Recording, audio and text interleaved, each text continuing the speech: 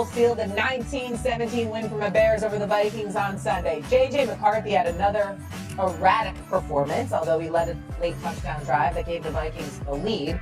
He completed just half of his passes for 2 interceptions to his 1 touchdown. We don't need to focus on the Bears. We talked enough about him. Let's go to McCarthy. Is he the quarterback of the future for the Minnesota Vikings, Stephen A? I don't know yet. I mean, he's a rookie, so I'm trying not to be harsh. He didn't play last year, so this is his first year. Even though he could have been a rookie last year, the meniscus tear. I mean, he didn't play last year. But I haven't seen it. I really haven't. I called RC and I called Dan Orlovsky on a Sunday afternoon. What's up? Help a brother out. I'm watching, all right? I'm not John, but I'm watching. I just don't see it. You understand? And I'm telling you something right now. It's getting to a point where I'm looking at a Kevin O'Connell, Mr. Quarterback Whisperer. We know he's a damn good football coach. But I am looking at him and I'm saying, you let Sam Darnold walk out the door for this? When you got Justin Jefferson and Addison and those boys? Let me tell y'all something right now. This keeps up. Justin Jefferson, I'm going to say it. This keeps up. If I'm Justin Jefferson, I'm asking for a trade. I need a quarterback. You talk about legacy. You talk about Hall of Fame caliber wide receiver Justin Jefferson.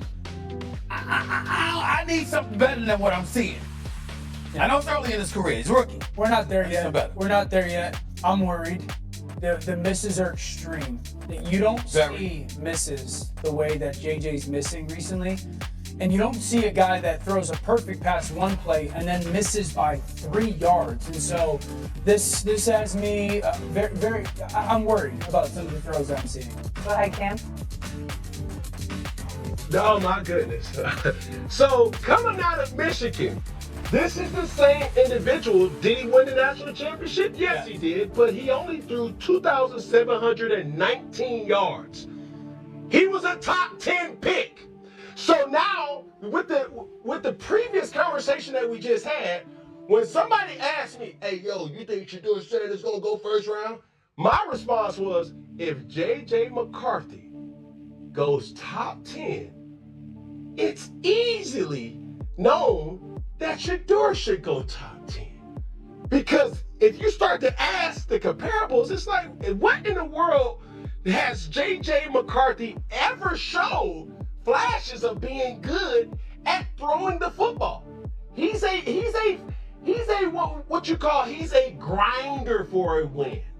The 3rd and 8s and he'll run it. Okay, he'll find a way to win, but he's not going to dominate you, especially when you got a guy like Jettis on the outside, that he's not going to keep being patient with the franchise when he has a standard of play to be up here and it's not being met.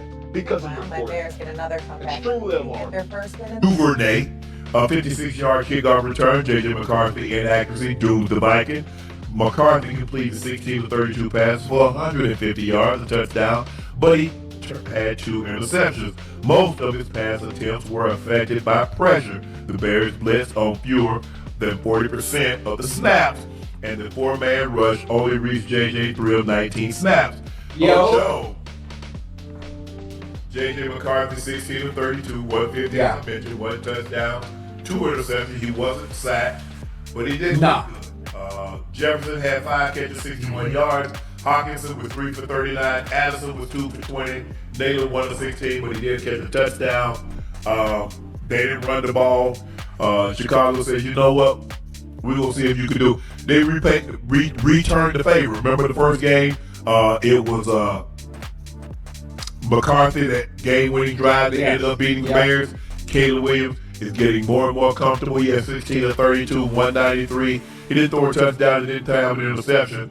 He had a fumble, but it was recovered. They ran the ball 39 times for $140.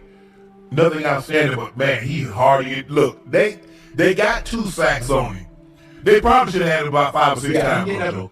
How he gets out of body ridiculous sometimes. He getting the body there. Hey, listen, one of the few quarterbacks in the NFL that can extend plays. He can play off script, you know. And obviously, when a play is called, he's one of those. When the play breaks down, he can make something out of nothing.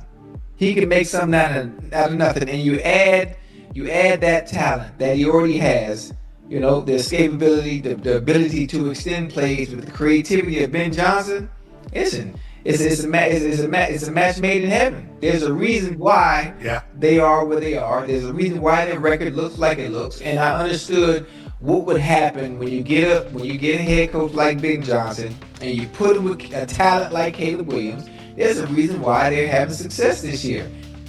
He's done very well, not turning the ball over. He's not turnover prone as opposed to how he was last year. And they playing well. Oh, Joe, if I'm not mistaken, the Bears are in first place in that. Yeah, how you know? Because the Lions lost back. The Lions are 6-4. They're 7-3. What did I tell you? Who are the two teams I told you to watch out for before the season started when I talked to you in August?